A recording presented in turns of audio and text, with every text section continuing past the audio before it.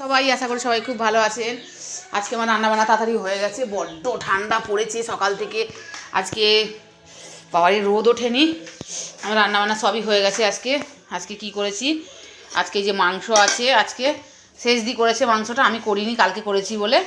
এই যে আমার ডাল আছে, ধোকার তরকারি, এখানে আছে উচ্ছে আলু দিয়ে চচ্চড়ি, ভাতটাও আমরা অল্পই খাই ওই জন্য।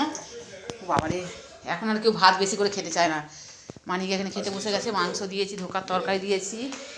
তারপরে দেখুন বাইরে একটু, ওরে বাবারে কি ঠান্ডা রে, এই মাত্র একটু রোদ উঠলো। গাছ থেকে যে কলাটা পেরেছিলাম আমাদের দেখেছিলাম, সেই কলাটা দেখুন আজকে একটু একটু করে পেকেছে। এই দেখুন, এই দেখুন,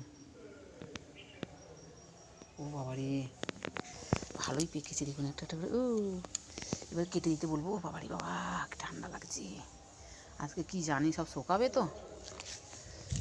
এই সর আগে, কি অবস্থা চারধারে দেখুন।